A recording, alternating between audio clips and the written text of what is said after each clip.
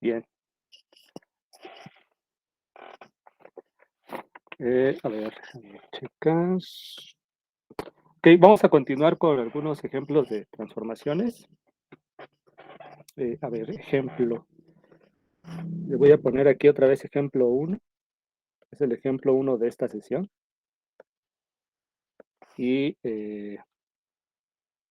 bueno, más bien sería ejercicio. A ver.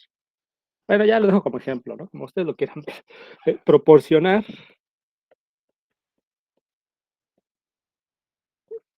eh, bueno, sí, un ejemplo. Proporcionar un ejemplo de una transformación eh, suprayectiva, pero no inyectiva. De una transformación, un ejemplo de una transformación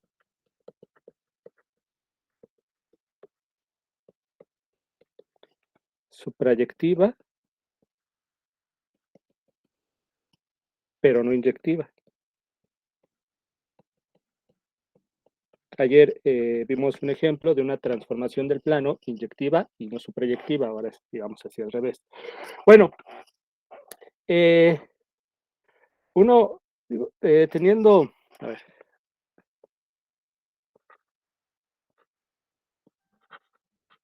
tratando digamos, pensando en cómo es que una transformación del plano puede ser no inyectiva, podemos, por ejemplo, proponer, digamos que la transformación T, que a continuación voy a definir, que transforme al punto X, Y. Vamos a tratar de hacer las cosas lo más simples posible.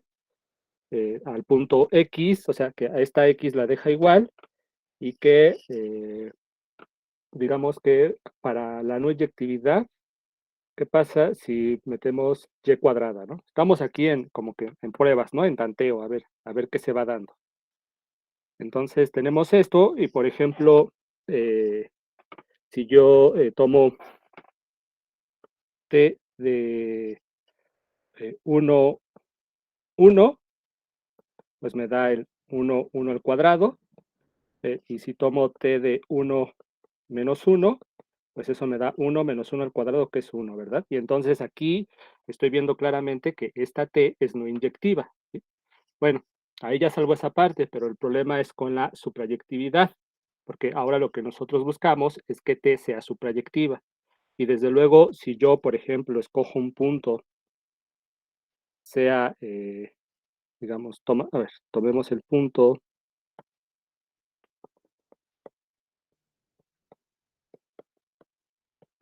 digamos, no sé, cualquier 1, menos 4.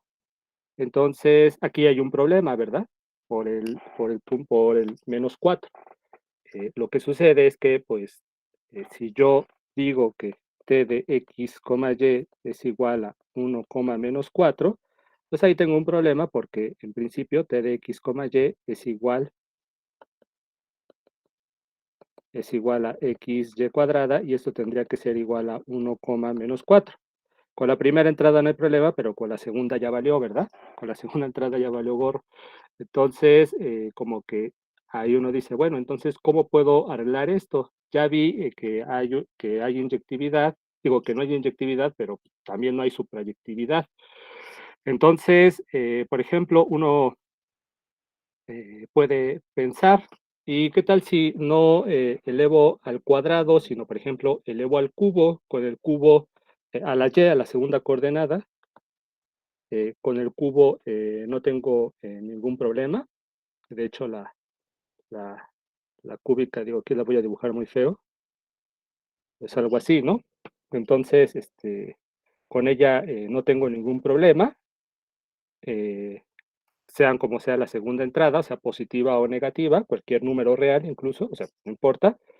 Pero la cuestión es que, pues, es claro que la cúbica es inyectiva, ¿verdad?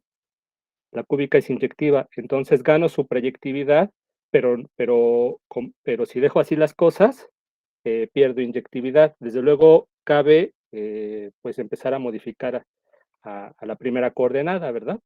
Sin embargo, bueno, Esto que estoy platicando, esto que les estoy diciendo es un modo muy particular mediante el cual yo pienso cómo proporcionar este ejemplo. ¿Sí? O sea, ustedes pueden trazarse otras rutas para encontrar un ejemplo que resuelva este problema, ¿verdad? Entonces, adelante, Roberto. Sí, le iba a decir, perdón, que si podíamos restringir el codominio o el dominio, pero en estos casos de transformaciones no se puede, ¿verdad? Sí, Porque no, va no, no. siempre de R2 a R2.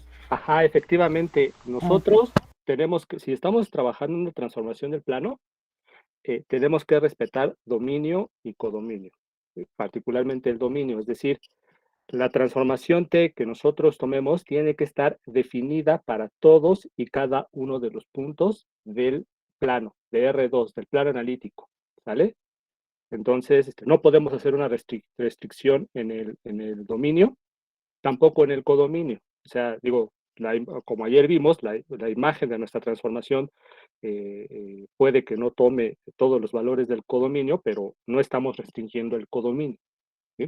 Bueno, entonces, esto, pensando así, pensando de este modo, en esta línea de dejar, por ejemplo, a la X fija. ¿Y por qué dejo a la X fija? Porque no me quiero complicar las cosas, ¿no? Estoy buscando un modo sencillo de definir a esta transformación, ¿sale? Entonces, como pueden ver, es una especie de tanteo.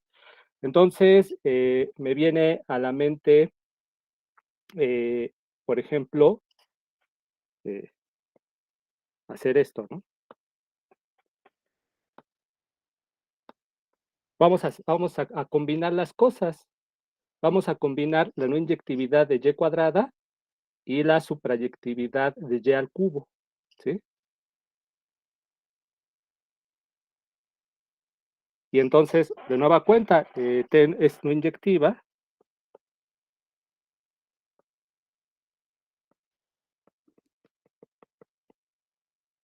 ahí, no es inyectiva, ya que, y otra vez, ¿no? Por ejemplo, puedo tomar t de 0, 1, t de 0 menos 1. Y esto es igual a 0 menos 1 más 1, que es 0, 0.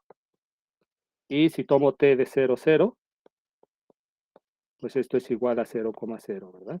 Y ahí está, ya gané la no inyectividad. Pero entonces otra vez está la cuestión de la suprayectividad. Y entonces, tomando nuestros archivos mentales sobre nuestras clases de cálculo, recordamos el siguiente resultado. Fíjense cómo es importante tener en cuenta, tratar de aprender el máximo de matemáticas que se nos dan, porque en una de esas, los resultados, las herramientas menos esperadas, eh, nos pueden ayudar de mucho. Y a continuar, y este es un ejemplo, ¿no? Recordemos, voy a escribir esto para que más o menos quede coherente lo que mi propuesta. Recordemos el siguiente resultado de cálculo.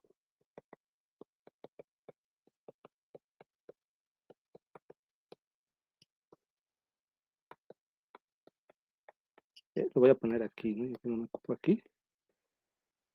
Este resultado que voy a invocar, por decirlo de algún modo, está en el SPIVAC. Pueden checar el SPIVAC. Naturalmente que no es un resultado exclusivo del SPIVAC, pero bueno, esa es una referencia, ¿no? Teorema. Si n es impar, y está con todo y demostración, bien detallada. Está muy bonita la demostración, de hecho. Si n es impar, entonces cualquier ecuación de la forma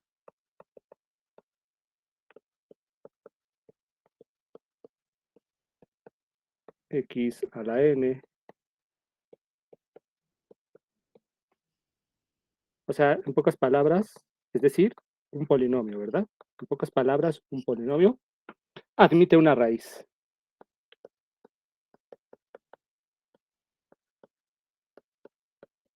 está en los primeros capítulos del Spivak. De hecho, hay un capítulo, creo que es de los más importantes del Spivak chiquito. Bueno, está gordo, no es grande, pero es el chiquito, porque es como de cálculo 1 a cálculo 2, pedacito de cálculo 3, ¿no? Porque está el cálculo en variedades. Me refiero al chiquito, ¿no? Al de los primeros cálculos.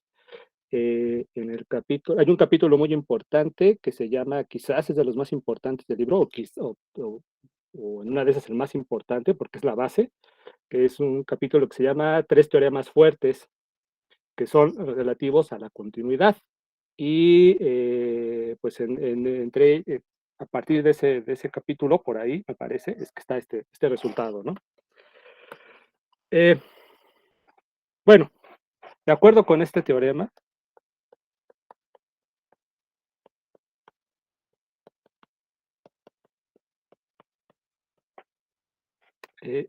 perdón, existe, bueno, a ver, de acuerdo con este teorema, a ver, para cualquier,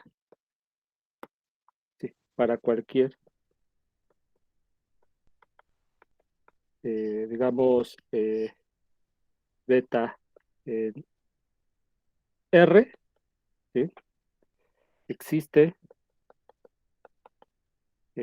Y0 en R, tal que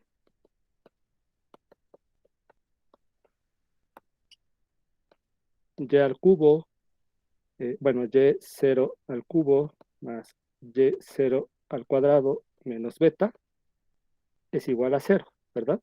Lo cual equivale a que Y0 al cubo más Y0 al cuadrado sea igual a beta, ¿cierto?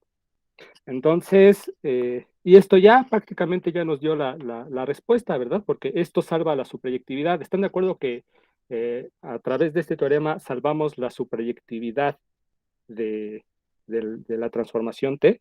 De hecho, bueno, sí queda claro esto, No porque, mucho. a ver, aquí está la T, ¿no? Es X, Y al cubo más Y cuadrada, ¿sale? Entonces, a ver, aquí ya no, aquí lo pongo acá, ¿no? Otra vez lo pongo. Es T de X, Y igual a X, Y al cubo más Y cuadrada, ¿sale? Entonces, T es suprayectiva.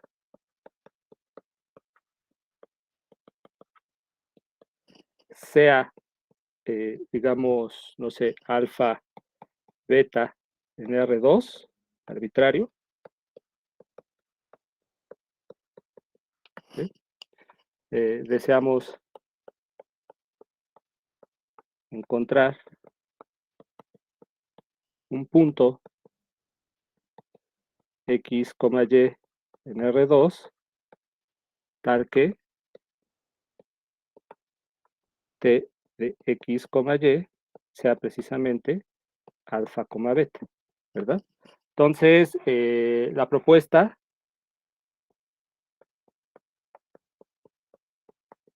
es X igual a alfa, ¿sí? Y qué es lo que hace falta, ¿no? Tendríamos, bueno, en primer lugar, la propuesta es que efectivamente, precisamente por la regla de correspondencia, ¿no? Que X sea alfa, y nos faltaría, bueno, lo voy a poner así, en primer lugar,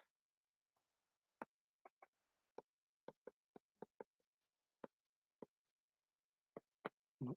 La propuesta para la coordenada X es X igual a alfa, ¿verdad? ¿Sí están de acuerdo con eso? Por la regla de correspondencia, ¿no? Pongan mucha atención a la regla de correspondencia de T. Luego hace falta, pues, proponer a la coordenada Y, ¿verdad? Ahora hace falta decir quién va a ser, ya propusimos esta, ahora hace falta proponer la coordenada Y, pero precisamente el teorema anterior que me dice, por el teorema anterior, por el teorema de cálculo, existe Y0, le voy a poner nada más y, ¿no? Existe y tal que y al cubo más y cuadrada es igual a beta, ¿verdad? Bueno, de hecho, para que se entienda mejor, le pongo así. ¿Sí? ¿Sí están de acuerdo? ¿Todos están de acuerdo con esto? Y al cubo más y cuadrada igual a beta. ¿Sí? Ay, perdón. ¿Y por qué? Pues precisamente por este teoremita, ¿no? Este teoremita nos dice que el polinomio o la expresión y al cubo más y cuadrada alcanza para alguna y en especial, una y particular, alcanza cualquier número real beta. Eso es lo que está diciendo en pocas palabras este teorema. ¿Para todos es claro? Pero, o sea, en el caso del teorema, nuestra beta sería la A0. No, nuestro beta es precisamente este de acá, ¿no?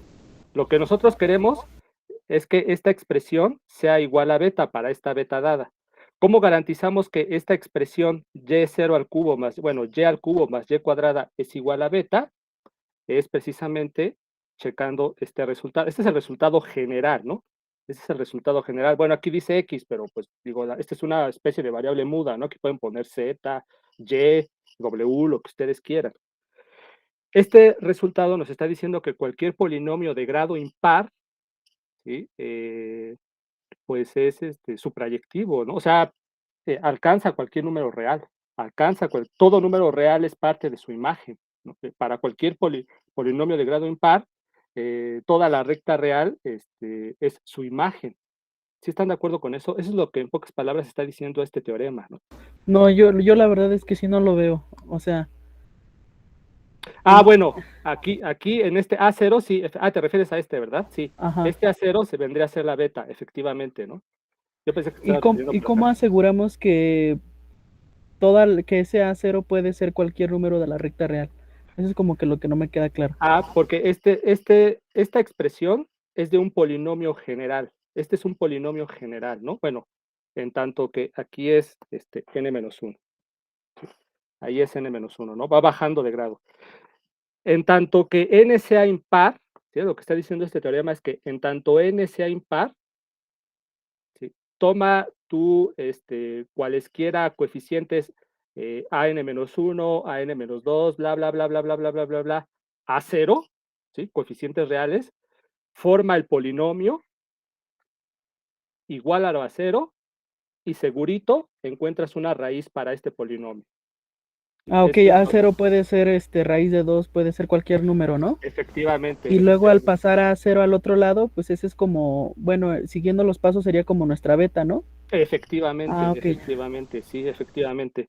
Este beta, sí, este menos beta, lo que es ver así, o beta, viene a ser el acero, ¿no? Quizás pensando a menos beta, ¿no? Para aquí ponerle el más, que es este más de aquí, más menos beta, y entonces menos beta viene a ser acero. Sí, efectivamente. Ahora Y sí, ya, ¿queda claro? gracias, sí. Excelente, perfecto. ¿Alguien más tiene alguna duda a este respecto? ¿Todo queda claro? Vale. Entonces, nos seguimos, ¿no? Por el teorema de cálculo existe Y0 tal que es esta cosa, ¿no? Por lo tanto, o sea, no sabemos, aquí la cuestión interesante es que no sabemos, de hecho la demostración del teorema, si ustedes le echan un ojo a la demostración, no les dice exactamente, no les dice quién es Y0. El fondo del asunto es el axioma del supremo. O sea, en pocas palabras, que toda que la recta real no tiene hoyitos. ¿Sí? Ahí está, es un axioma de existencia que implica teoremas de existencia. No te puedo decir quién es Y0, pero con base en el axioma del supremo, que es un axioma súper importante, ustedes ya lo saben, es que puedo deducir la existencia de este Y0. ¿Sí? No sé quién es, no sé cómo es. Quizás haya algún método constructivo para decir específicamente quién es Y0, pero por lo pronto ese método constructivo no lo tenemos a la mano, solo tenemos la existencia. Y me baso en la existencia para entonces deducir que esta T particular es suprayectiva y como acabamos de ver es no inyectiva. Por lo tanto, proponemos x, y igual a x, perdón, x igual a, que habíamos dicho, alfa, y0, ¿verdad? Y ya. Entonces, T de alfa, y0 es precisamente alfa, beta. ¿Sí? ¿Están de acuerdo con eso? ¿Para todos queda claro? Lo último, ¿Mandé? ¿Sí queda claro? Alguien habló, ya no supe. Sí, sí, sí, sí, claro. que lo Ok. último que era lo que dijo que si quedaba claro, perdón. Sí, ya, o sea, con esto ya tenemos pues el ejemplo, ¿no? Con esto ya tenemos el ejemplo de que si tomamos a X como alfa y a Y como Y0, entonces ya garantizamos Ah, que T sí, de, sí. de este punto va a caer alfa, beta, ¿no? Y con esto ya tenemos el ejercicio resuelto. Bueno, eh, como ustedes pueden ver que esta solución particular, ¿sí? Esta propuesta de T, que es muy particular, da pie, da la pauta para pues, un montonal de ejemplos similares a este, ¿verdad? O sea, a partir de esto, ustedes fácilmente podrían presentar un montonal de transformaciones eh, subproyectivas y no inyectivas. O sea, puse el 3, pero bien pude haber puesto ya la quinta más y cuadrada, por ejemplo, ¿no? O sea, sin ningún problema. El teorema garantiza que esta otra t particular, pues cumple con las mismas condiciones. ¿Sí estamos de acuerdo todos? Bueno, si hay alguna duda, pues ya me dicen, ¿no? Entonces, como pueden ver, pues aquí uno se las tiene que ingeniar un poco. La cuestión de ayer era un poco más geométrica, un tantito más geométrica. Esta solución fue muy algebraica. Lo interesante es que uno, en primer lugar, trate de visualizar geométricamente una posible transformación y que geométricamente uno vea que efectivamente va a dar resultado la transformación. O sea, si nosotros pedimos una transformación subproyectiva y no inyectiva, valdría la pena, por ejemplo, uno tratar de imaginarla primero, en primer lugar, geométricamente, de manera geométrica, y luego esa geometría que imaginamos, tratar de expresarla analíticamente. Eso valdría la pena hacer un ejercicio así. Bueno, ahora, pues ya, quería proponerles estos ejercicios porque habrán unos semejantes en la próxima tarea examen. Y ahora me gustaría pasar al tema de las reflexiones. ¿Sí? Vamos a pasar al tema de las reflexiones. A ver, permítanme un momento, por favor. ¿Alguien quiere entrar? A ver, permítanme. Ah, ya entró. Ok, a ver. Voy a quitar esta. Sí, ahí está. Dejé esta. Sí, la dejé. Paso al tema de las reflexiones. Aquí voy a poner este dibujito.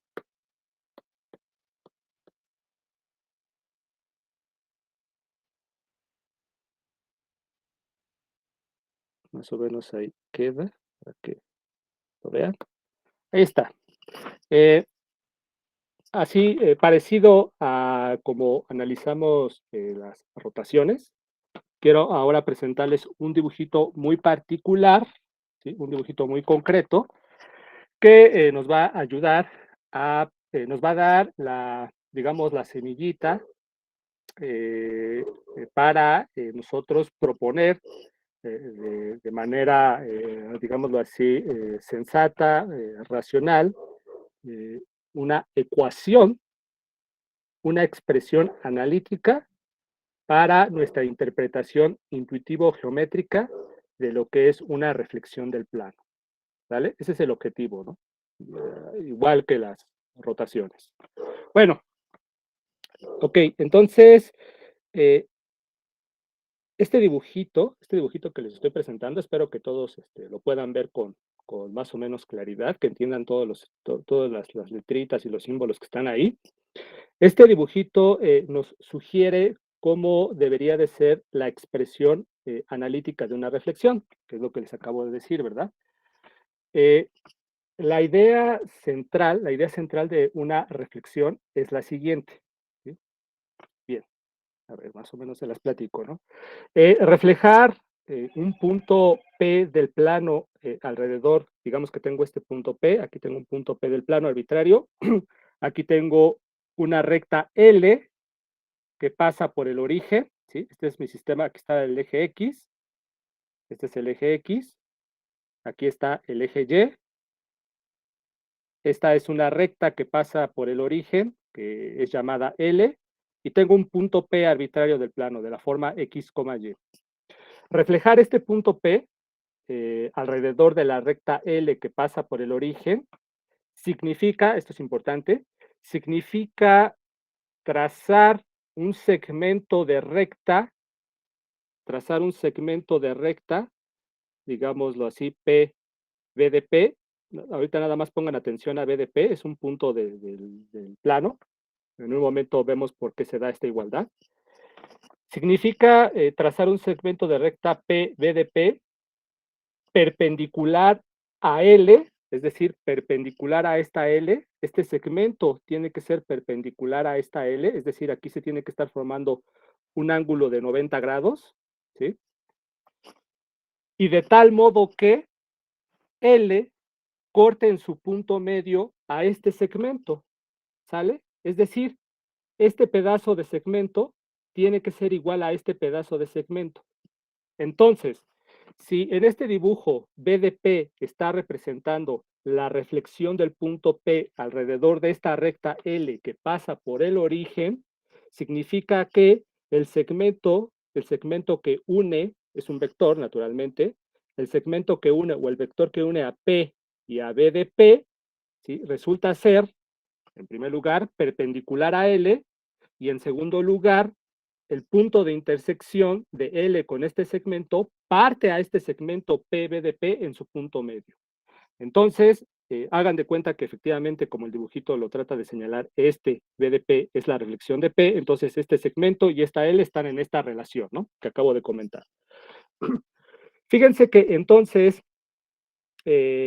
bueno, digo, aquí hay varias figuras simétricas, por ejemplo, si ponemos atención en este triangulito, este de aquí, es el triángulo O, P, B de P, ¿sí? O, P, B de P.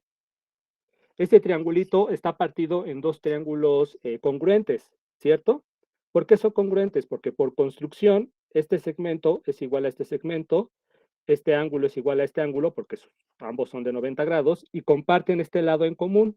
Luego son congruentes, ¿sí? Este triángulo de aquí, y este triángulo de aquí, son congruentes. Eso quiere decir, por ejemplo, que este ángulo, a ver si pinta, no es que está pintando de blanco. Este ángulo y este ángulo son el mismo, valen lo mismo, miden lo mismo. Y todavía más, que B de P, la longitud del vector B de P, resulta ser la misma que la longitud del vector P. En particular, esta construcción nos está diciendo que las reflexiones tienen que respetar longitudes, al igual que las rotaciones. Y esto, pues, nos hace recordar lo que en un principio estábamos platicando sobre las transformaciones rígidas, ¿verdad? Como podemos ver, el dibujito nos está sugiriendo que una reflexión tiene que ser, ante todo, rígida, una transformación rígida. L hace las veces de un espejo, ¿verdad? Y está reflejando todo lo de acá, todo lo de esta parte del plano, en esta parte del plano, y viceversa, ¿cierto? O sea, si la reflexión refleja a P en B de P, esta misma reflexión refleja a B de P en P, ¿vale? Bien, y así como nosotros habíamos dicho que las rotaciones valía la pena ver, en primer lugar, cómo quedan transformados los vectores canónicos I y J. Aquí está el vector canónico I, aquí está el vector canónico J. Acuérdense que I es el 1, 0 y J es el 0, 1. ¿Sale? Entonces, hacemos lo siguiente. Bueno, digamos que B de I, este vector de aquí, que aquí se está llamando B de I, es precisamente la reflexión del vector I alrededor de la recta L. Esto quiere decir que este segmento, este vector que une a I con su reflejado B de I, ¿sí?, es perpendicular a L. Otra vez, este ángulo de acá y este ángulo de acá son iguales, es decir, un recto, cada uno mide un recto, un ángulo de 90 grados, y este pedacito de segmento es igual a este pedazo de segmento. Entonces, en particular, este triángulo de acá, este de acá y este de acá son congruentes, ¿cierto? Por lo tanto, pues el transformado de I necesariamente, P de I, tiene que ser unitario, ¿vale? Tiene que ser un vector unitario. Y bueno, pues también tenemos, por ejemplo, que este ángulo de aquí tiene que ser igual a este ángulo de acá, ¿verdad? ¿Cierto? Por la congruencia de triángulos. Y bueno, ¿qué decir del vector J? Si B de J es el reflejo de J, perdón, alrededor de esta recta L, entonces este segmento que une a J con B de J tiene que ser perpendicular a L, y aquí se tiene que formar un ángulo de 90 grados, precisamente aquí y aquí, ¿verdad? Perdón. Bueno, también B de J resulta ser unitario, perdón, y además, por congruencia de triángulos, este ángulo de acá tiene que ser igual a este ángulo de acá, ¿cierto? Ahí está, ¿no? Fíjense lo que está diciendo este dibujito. Este dibujito nos está diciendo que si al transformado de I le llamamos U, entonces necesariamente el transformado de J tiene que ser menos U ortogonal.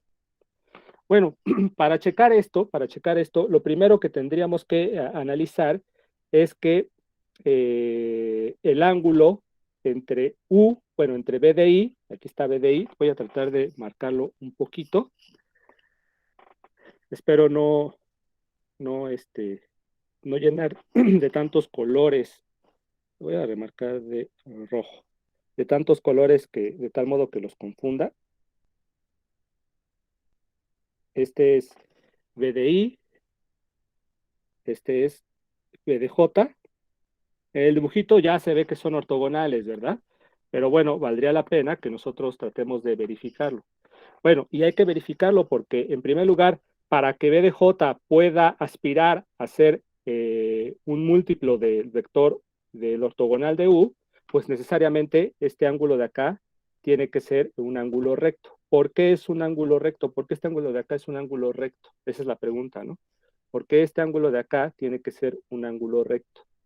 ¿Cómo, cómo deducirían que efectivamente este ángulo de acá, de este rojo a este rojo, es efectivamente un ángulo recto? ¿Cómo lo checarían? ¿Cómo lo demostrarían? Acuérdense cómo es que demostramos que por ahí, que entre el transformado de I y el rotado de I y el rotado de J efectivamente son ortogonales, y por ahí nada más vimos ahí unas igualdades de ángulos, y con eso ya se deduce.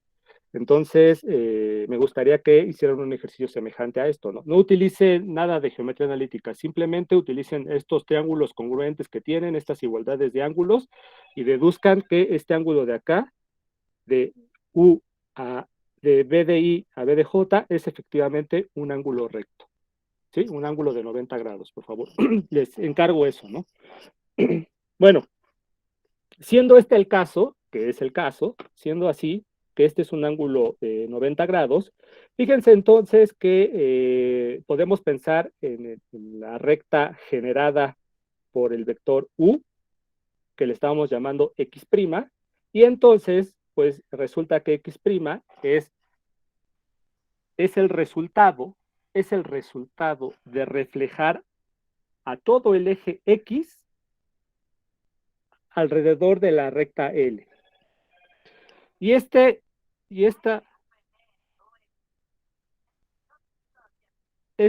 recta Y',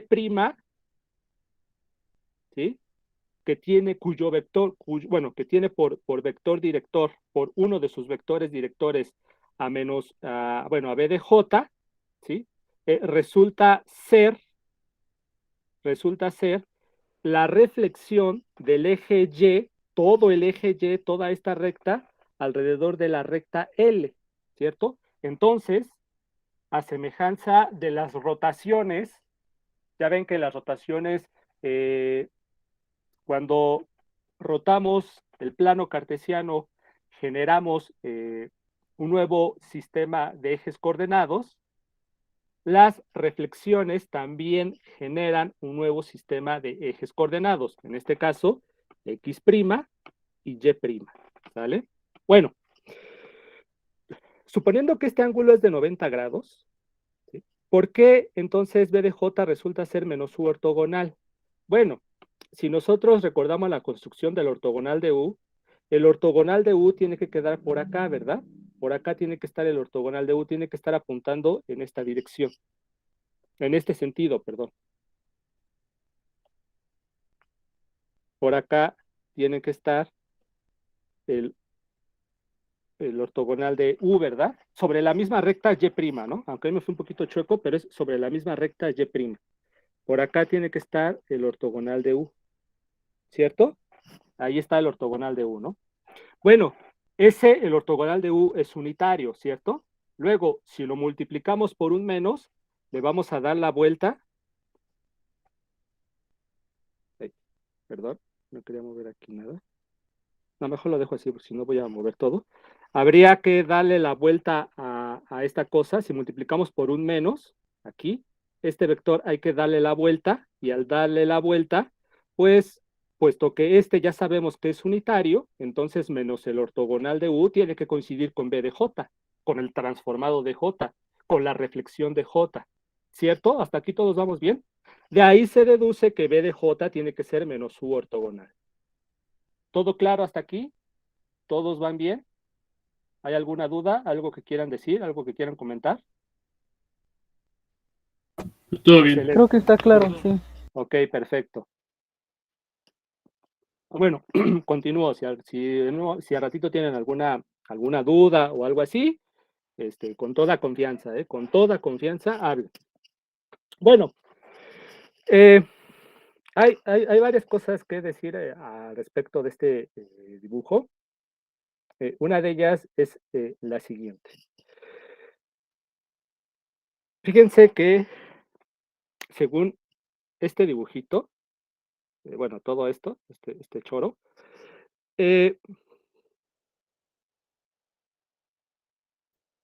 si nosotros, digamos, vamos a decirlo así, hagan de cuenta que me dan una recta L que pasa por el origen, pero no me dan su ecuación, nada más me dicen, mira, resulta que por ahí hay una recta L que pasa por el origen, no te voy a decir su ecuación vectorial, pero resulta que cuando tú reflejas ahí, vas a caer a un cierto vector U, cuando reflejas ahí alrededor de L. Vas a caer un vector U y te voy a decir exactamente quién es U, o sea, te voy a decir quién es el transformado de I, es decir, de U te voy a dar sus coordenadas. Bueno, resulta que a partir de esta información, o sea, de saber quién es el transformado de I, podemos encontrar un vector director para L y por lo tanto, pues tendríamos ya la ecuación de L.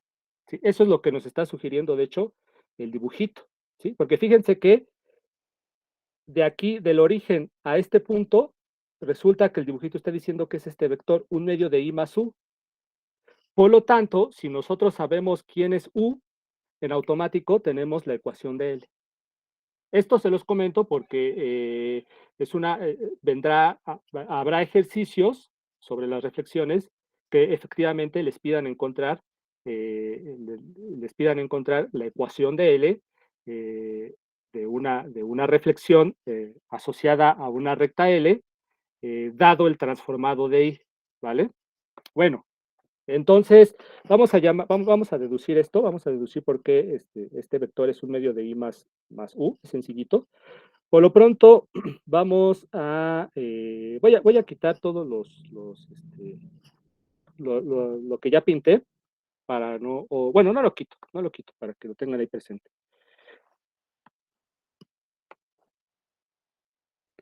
Vamos, ahí está, voy a pintar tantito este vector. Vamos a llamarle a este vector, vamos a llamarle, no, no lo pinto con amarillo porque así ya no se ve. Vamos a llamarle W. Vamos a llamarle W. ¿Vale? Ahí está, el vector amarillo es W. Esto quiere decir, voy a escribir de este lado, que I más, bueno, aquí sí pinto de blanco, que I más W es igual a U, ¿cierto? O sea, este vector que es I, aquí está, I más W es precisamente U. Bueno, ¿eso qué quiere decir? Que W es igual a U menos I, ¿vale? Luego, si yo multiplico por un medio a W, ¿por qué multiplico por un medio a W? Porque si ustedes están de acuerdo, hasta aquí, ¿sí? Hasta esta cabecita, aquí todo este cuerpo resulta ser un medio de W, ¿sí? Es un medio de W. Bueno, por eso es que estoy pensando, por eso es que ahorita estoy sacando la expresión de un medio de W en términos de U y de I, que es igual a un medio de U menos un medio de I, ¿vale? Por lo tanto,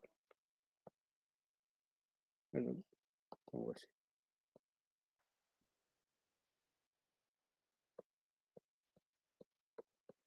Por lo tanto, ahora bien, si yo sumo I y un medio de W, ¿qué es lo que voy a obtener? Es lo que voy a escribir aquí a continuación. Por lo tanto, I más un medio de W, fíjense que I más un medio de W ya es el vector director de L, ¿verdad? Y pues ya prácticamente tenemos hecho todo.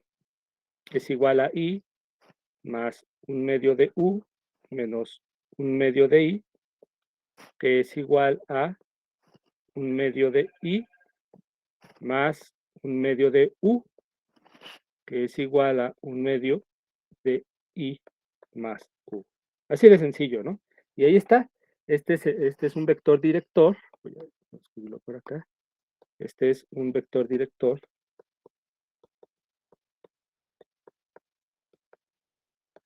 de L. ¿Ok? Entonces muy O sea, sencillito, ¿verdad? el medio de I más U está en la recta L, ¿no? Sí, es este vector de Ah, aquí, ok. que parte de acá, del origen, efectivamente, Roberto, parte de acá y va hasta acá, ¿no? Igual aquí, si quieres, le pongo la cabecita, ¿no? Es este vector de acá, ¿no? Es este. Sí, ya vi. Sí, Gracias. efectivamente. Excelente, muy bien. ¿Alguna duda, algún comentario, algo que quieran señalar? ¿Algo que quieran decir? Ok, continúo. Bueno, ya, bien. Ya tenemos estos elementos. Vamos ahora sí a la expresión analítica de BDP. Ya sabemos que BDP es el reflejo de P alrededor de la recta L. Bueno, si ustedes checan, o sea, ponen otra vez, como les comenté en un principio, se fijan en qué triángulos son congruentes, resulta que estos triángulos sombreados también van a ser congruentes, ¿sale? Estos triángulos sombreados, sin lugar a dudas, van a ser triángulos congruentes. ¿Cómo obtenemos este triángulo sombreado? Pues es la proyección de P sobre el eje X. Y bueno, esta base es la proyección ortogonal de P sobre el eje X y esta altura este vector altura es la proyección de P ortogonal sobre el eje Y. Entonces, ya que tenemos estos nuevos ejes coordenados X' y Y', podemos hacer la proyección, podemos llevar a cabo la proyección ortogonal de BDP sobre el eje X' y la proyección ortogonal de BDP sobre el eje Y' y obtener precisamente este vector base y este vector altura, ¿sale? Las proyecciones ortogonales, ¿cómo las hacemos? Es mediante el producto punto, ¿verdad? Y eso lo platiqué cuando di el pequeño repaso de Geometría Analítica 1, ahí pues desarrollé de manera rápida el método general para proyectar, dados dos vectores ortogonales, mutuamente ortogonales en R2, si yo tomo un vector cualquiera de R2, cómo proyectar ese vector de manera ortogonal sobre estos vectores, ¿no? Bueno, entonces, ya construidos así estos dos triángulos sombreados, resulta que, fíjense, se puede demostrar, es muy sencillo, se puede demostrar que este ángulo, lo voy a poner por acá, este ángulo de acá y este ángulo de acá son el mismo ángulo. ¿Sí? Otra vez, de fondo es saber manipular la información que nos dan todos los triángulos semejantes, ¿sale? Esos dos triángulos, esos dos angulitos que acabo de señalar, este de acá y este de acá, son iguales.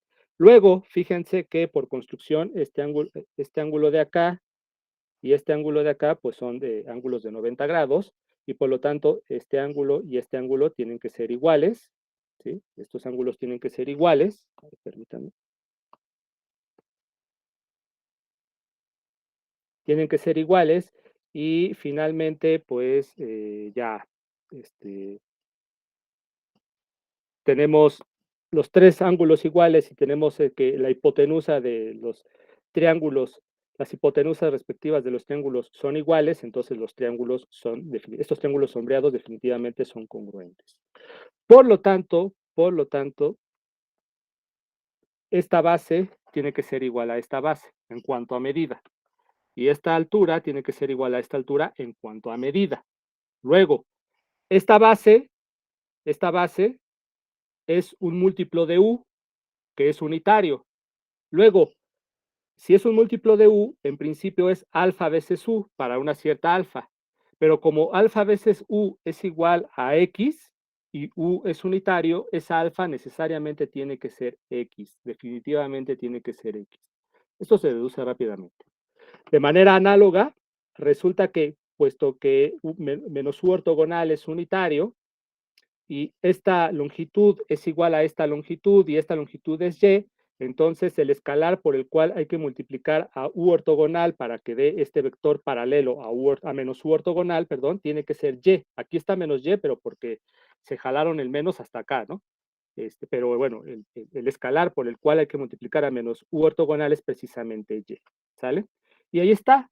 Entonces, esto ya nos está diciendo, nos está sugiriendo este dibujo, cómo dar una representación analítica del reflejado de P alrededor de la recta L en términos de los nuevos ejes coordenados de X' y Y', que es precisamente X veces U menos Y veces U ortogonal. Y esta es la expresión, que de hecho se parece bastante, ¿verdad?, a la expresión analítica de una rotación del plano.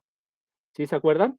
Entonces, el dibujito nos está sugiriendo quién tiene que ser la expresión, cómo debe ser la expresión analítica de una reflexión del plano, de una transformación llamada reflexión del plano. Reflexión del plano alrededor de una recta que pasa por el origen. ¿Hasta aquí alguna duda, algún comentario, algo que quieran señalar? Adelante, Roberto. Otra vez yo. Es Sí, que adelante, adelante. no me quedó muy claro por qué por qué los triángulos sombreados tienen los mismos ángulos. Bueno, les queda de tarea, eso sí, les queda de tarea checar que este ángulo es igual a este ángulo, ¿vale? Eso les queda de tarea. Cuando les pase el apunte, este apunte les voy a pasar, les voy a dejar esta misma imagen y aparte les voy a pasar esta imagen de la reflexión en limpio, sin ninguno de los trazos que hice para que la puedan ver, digámoslo así, original. Tienen que deducir de tarea moral, o sea, la tarea moral es que vean que este ángulo es de 90 grados, tienen que deducir que este ángulo es igual a este ángulo, ¿vale? Ahora bien, por construcción, este ángulo es igual a este ángulo, o sea, este es de 90 grados, este es de 90 grados. Ahora, nosotros sabemos que la suma en la geometría euclidiana, en la geometría euclidiana, la suma de los ángulos interiores de cualquier triángulo es dos rectos o 180 grados. De ahí se deduce que si este ángulo es igual a este ángulo y este ángulo es igual a este ángulo tiene que ser igual a este ángulo. ¿Sí? ¿Están de acuerdo? ¿Estás de acuerdo, Roberto? Solo lo de la construcción de por qué son perpendiculares. El de las esquinas, solo ese. ¿Esta? Sí, Ajá. esto es por construcción, porque estamos haciendo, nosotros estamos proyectando perpendicularmente, estamos haciendo las proyecciones perpendiculares de BDP sobre el eje X' y sobre el eje Y', ¿no? Eso es porque nosotros así lo Ok. construimos, ¿sí, no? Nosotros estamos en posibilidades, eso es herramienta de analítica 1, y si no se acuerdan muy bien, lo pueden checar, pueden recordar, pueden abrir su libreta o lo que tengan de apuntes de analítica 1 de su curso, pueden checar el libro del Hassel, que le subí a Classroom, o pueden checar las sesiones de recordatorio que yo les hice, ¿no? Y sí, o sea, esto es porque nosotros así lo estamos construyendo, ¿vale? Ok, sí, es que me quedó la duda porque dije, se supone que el que va como que perpendicular es al que va a la recta L, pero hicimos luego otro ángulo perpendicular respecto a X', ¿no? Al eje X'. Sí, efectivamente, Ok, ¿no? sí, ya. Efectivamente. Es, es exactamente lo mismo que cuando tú tomas un punto P arbitrario del plano y quieres conocer sus coordenadas, ¿qué es lo que haces? Pues proyecciones ortogonales, ¿verdad? En los respectivos ejes. Y así ya tienes Ok, sus sí. coordenadas. Es exactamente lo mismo aquí. Yo quiero saber las coordenadas de BDP, pero no en términos de los ejes X y Y, sino las coordenadas de BDP en términos de los nuevos ejes Ya, sí, de ya, ya, X' ya. y Y'. O sea, fíjense, este es el detalle, ¿no? Que la ecuación analítica de una reflexión me está dando las coordenadas del transformado de P, de BDP, en términos de los nuevos ejes coordenados, ¿ven? Ese es un detalle importante a observar, ¿vale? Y entonces estoy haciendo exactamente el mismo ejercicio que el que hago cuando tomo un punto P arbitrario del plano y digo, bueno, ¿cuáles son las coordenadas de este punto? Pues hago las proyecciones ortogonales, ¿no? Digo, ahí está todo chueco, pero es la idea, ¿no? Que hago las proyecciones ortogonales y ya digo, este es X', este es Y', pues entonces este punto es X', Y', ¿no? Es exactamente lo mismo que estoy haciendo para esto, ¿no? Para BDP. ¿Vale? ¿Queda Sí, sí. claro? Perfecto, excelente. Muchas gracias. No, al contrario, gracias a ti por preguntar. Así ya se van disipando las dudas. ¿Alguien más tiene alguna duda, algún comentario, algo que decir? Bueno, denme unos por favor, 2 o 3 minutos más, solo para definir una reflexión, ¿vale? Y ya con esto concluimos. Reflexiones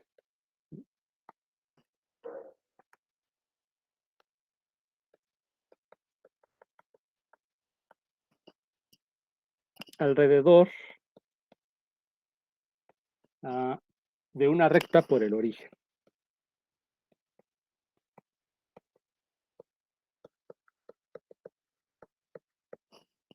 Sea B de R2 en R2, sea B de R2 en R2, la transformación definida por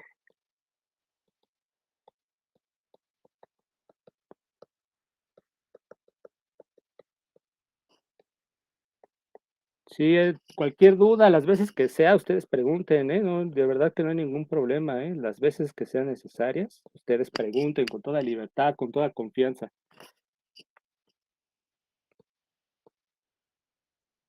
Anímense a preguntar si tienen dudas. Con U unitario, ya se dan cuenta por qué estoy pidiendo que use unitario, ¿verdad?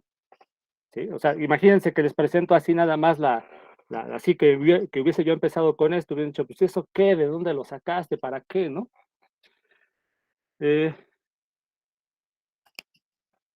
La transformación, Ya, muy bien. perfecto, perfecto. La transformación B se llama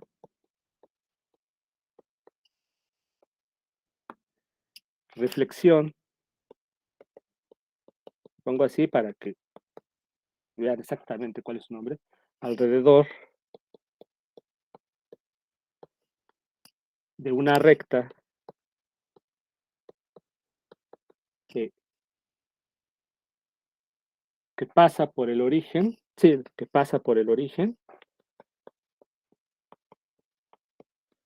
o bien si queremos simplificar un poquito las cosas, o simplemente reflexión.